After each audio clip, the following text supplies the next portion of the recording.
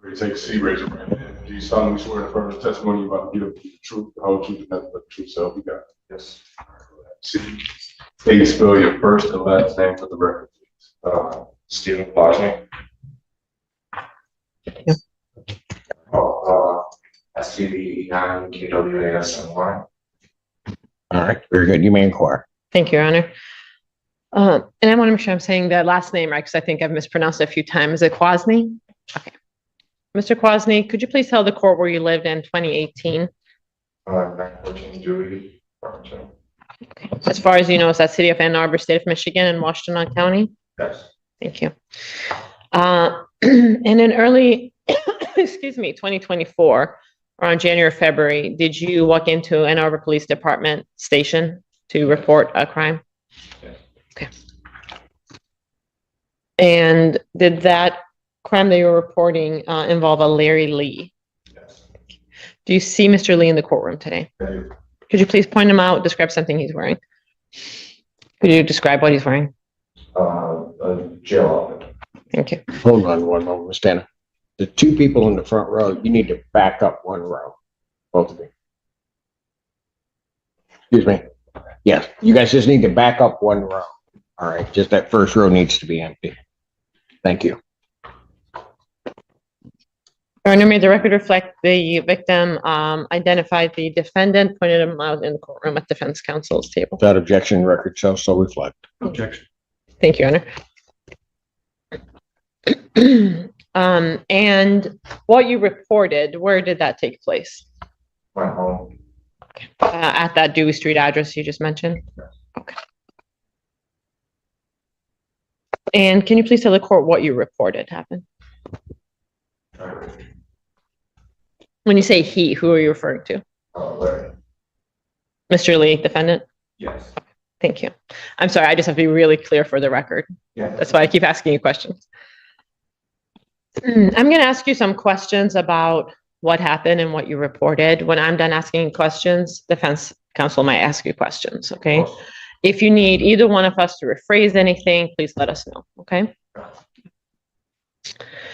And you said you reported something that happened in 2018. Do you remember approximately when during that year it happened? Sorry. Okay. And who was in your apartment when this crime happened? Just Larry and I. Okay. Can you tell us what had happened earlier in the evening? At what point did you get to your apartment? So, I had people come over from after bars one night. Never met Larry before. He came with another friend that I don't remember who she was, but it was another girl. We had a drink at my place. He asked kindly to stay over because, well, everyone started to leave. It was done the night. He asked to stay over because he was too drunk to drive, so I let him stay over. I want to just pause you there. So he asked to stay over because he had been drinking. Yes. You let him stay over. At that point, had he done anything to make you feel like that would be a concern of yours for him to stay over? Okay. Good. Well, go ahead. What happened after you allowed him to stay over? So I fall asleep. I wake up to him in my bed, buck ass naked, stick out. Okay. I'm going to go back a little bit and then we'll get to the details, okay? Of course. Before you went to bed, you indicated he was staying at your place. Where was he supposed to be sleeping? On the couch. Okay. Before you went into your bedroom, was he on the couch? Yes. Okay. And had you indicated, excuse me, had you indicated to him that that's where he was going to be sleeping? Yes. Do you remember approximately what time it was? Was it early, late? 6, 7. Okay. And had everybody been at your house and kind of drinking and just spending time until then? Yes. So he's on the couch. You're going to bed at that point in your bedroom? Yeah. Thank you. Had you, can you describe just to the court very briefly the layout? So where's the living room in relation to the front door and where's your bedroom? They're pretty close. It's not a very good place. So you went to your bedroom, were you starting to get ready for bed, or were you already in bed when Mr. Lee entered? Sorry. This detail is huge. The victim makes it clear she allowed him to stay only because he was too drunk to drive. That establishes there was no prior intimacy, no implied consent, just an act of kindness. Prosecutors love to emphasize this because it destroys the defense's mixed signals argument. And what's the first thing you notice? His dick was out Okay. Were you awake? How did you wake up before you saw that? abruptly. Okay. So you're sleeping in your bed, and I'm gonna ask you to be a little more detailed if you can. You're sleeping in your bed. What's the next thing that happens that you remember?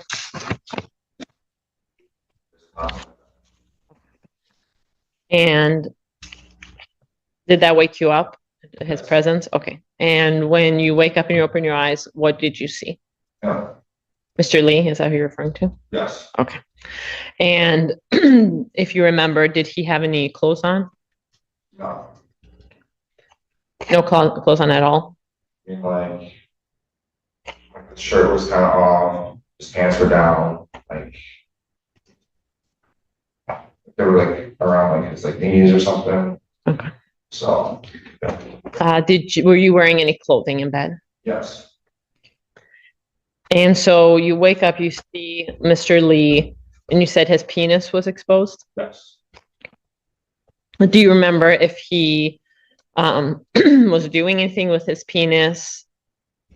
And, like at that moment, I was kind of scared for my life. It's the first night I ever met him, and you know, it's not a fun situation to wake up to. What happened next? So you wake up, you see Mr. Lee, his penis is out. What happened next? I accidentally got the fuck out of my house. Okay. Did Mr. Lee get closer to you or do anything to your body? He was resisting. Okay, can you tell the court a little bit more about that, So he please? was trying to talk on hands, saying it'd be okay, you don't have to tell anyone. And then I just kept yelling, screaming. It was just waking up at the time. So at this point, because you saw when you saw Mr. Lee, I want to go back a little bit. When you saw Mr. Lee, how far was he from your bed? He was in my bed. He was in your bed already. Okay. And then what's the next thing he did? You said he tugged at your pants? Yeah. Okay. As he's tugging at your pants, is that when you were telling him to get out and yelling? Yes. And what was he able to move your pants down? No. Were you fighting him? Of course. Do you remember, or were you laying on your stomach, back, or side? I'm on my stomach. So as he's tugging at your pants, where on your body? I know this is, silly question because we know where pants are, but where on your body is he touching as he's pulling? My head. Here's the turning point: her yelling, his refusal, and a sheer terror in that room. Remember, in sexual assault trials, juries often ask, did the victim resist? The fact that she fought back and screamed could be the nail in the coffin for the defense. What would you have done in that situation? When you screamed at him to get out of your apartment, did he leave right away?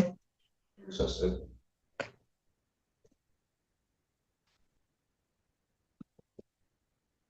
Did anything happen after he was tugging at your pants to pull them down? No. And you said he was saying some things to you. Yeah. Just let it happen. It's okay. I want to tell anyone. And what in your mind did you believe that to mean? Just let it happen. Let what happen? Like, to try to sleep with me.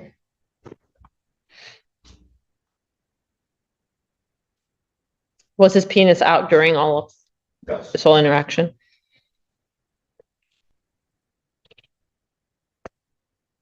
Did he eventually leave? Eventually. Do you remember approximately how long it took for him to leave? 5-10 minutes.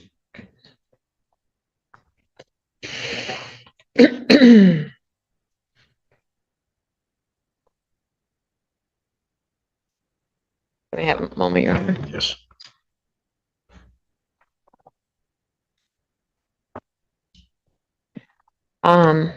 What was going through your mind as Mr. Lee was tugging at your pants with his penis out?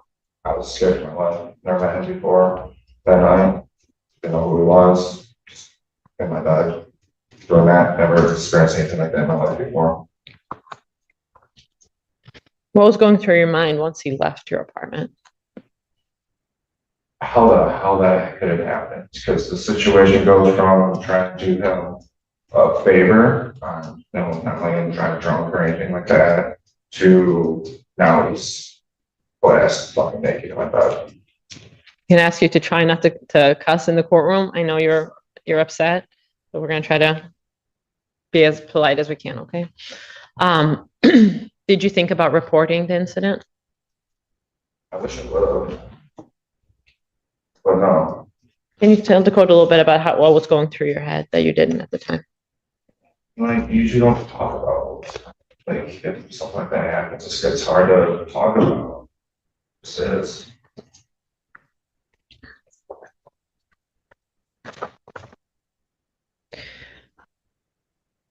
I don't want you to go to any details, so just yes or no answer. Did you end up running into Mr. Lee later on in 2023? Yes. December of 2023, roughly? Yes. Again, same thing. I don't want you to go into any details, just yes or no. Did you end up running into Mr. Lee sometime in January of 2024? Yes. Without going into what you've said, have you talked to other people about this since 2018? Absolutely. And has that had an effect on how you feel or how you felt about reporting it? Yes. Okay. Again, without going into what anyone said, can you tell us a little bit more about that? Sure. Can you tell us kind of what your mindset was and why your mindset changed? Once I learned that he's done this to others and he's continued paying for it, I mean, I started to think something. Because he has a long history of harming others. That line, "scared for my life," isn't just emotional, it's legally significant. Fear, lack of consent, and force are all pillars of proving sexual assault. The jury isn't just hearing her words, they're feeling the weight of that fear. No further questions at this point, Your Honor. Thank you. Cross-examination. Good morning. I'm just going to ask you a series of questions. If you could just sort of follow along and answer them as they come at you. This was an event that was reported to the police initially in 2024. And this was an event that occurred that you're testifying to back in 2018. And in 2018, you did not go to the police. In 2018, you testified that he came to your residence. That's correct. And do you know who he came with? How many people came to your house that evening? There was 4 total counting. Who were the other individuals? Yeah.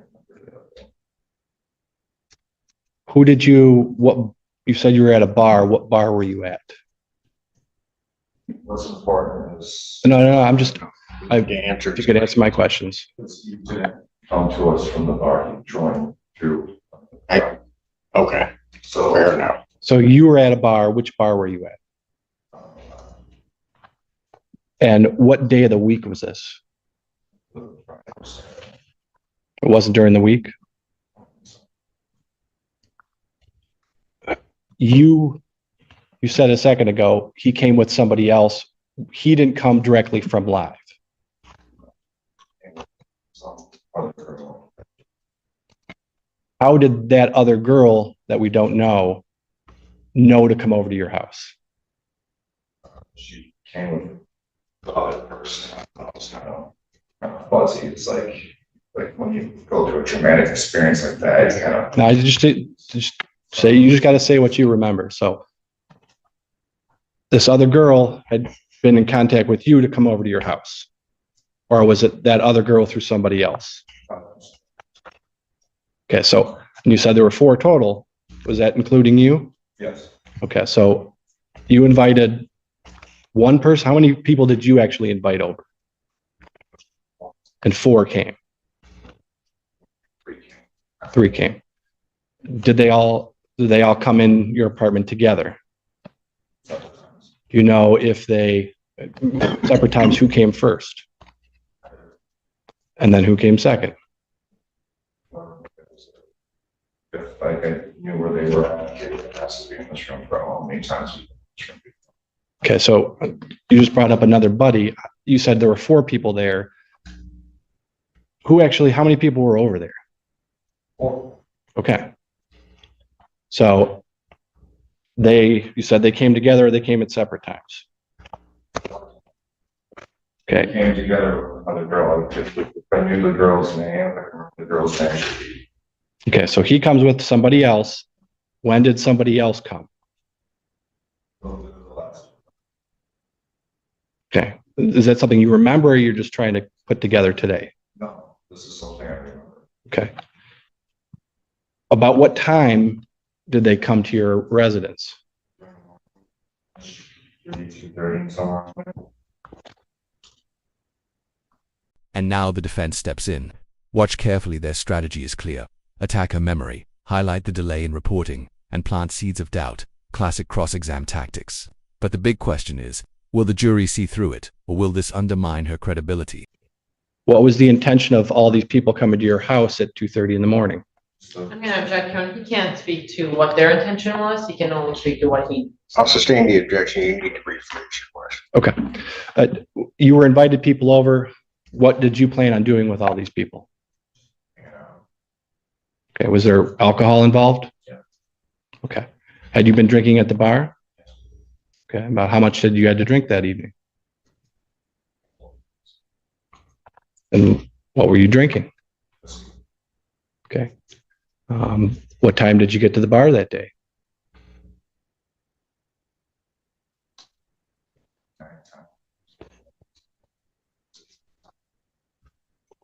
And you were there till close? Yeah. What time did they close?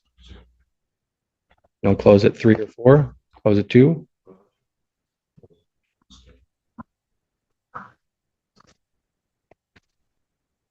Okay.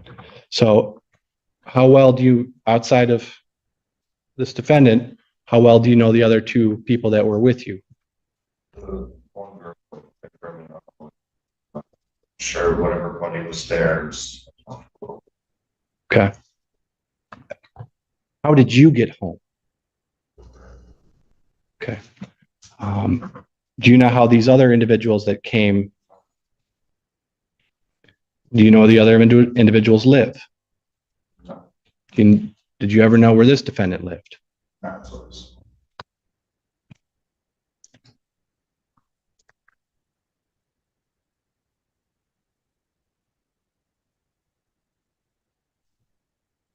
About what time did the other two individuals leave?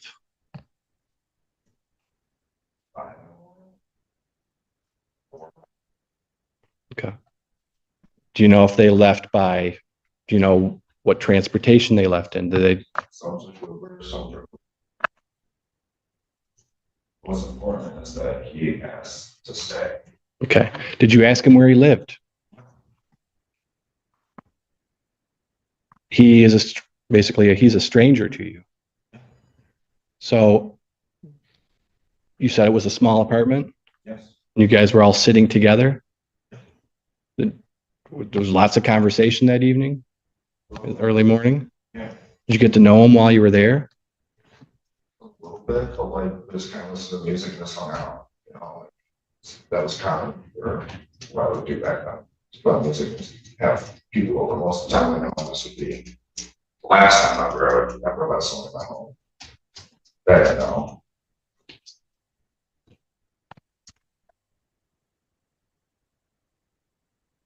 He asked to stay. You said, why don't you take an Uber home? He said too drunk to drive. He asked to sleep on the couch.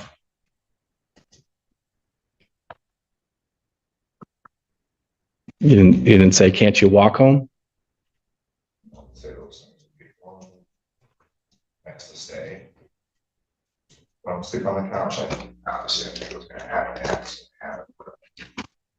But in the house, I knew it was gonna happen. And you said he was intoxicated? Did you watch him drink at your house? Yes. You know how many shots he had, or what were you drinking? I can't remember what he was drinking. It was either whiskey or tequila, but those are the kind of things I had in my house. How much did you drink at the bar and how much did you drink in your house? Like, I see where you're getting at with all this. No, you just need to. I had probably 4 or 5 drinks at the bar, probably 1 or 2 drinks at my house.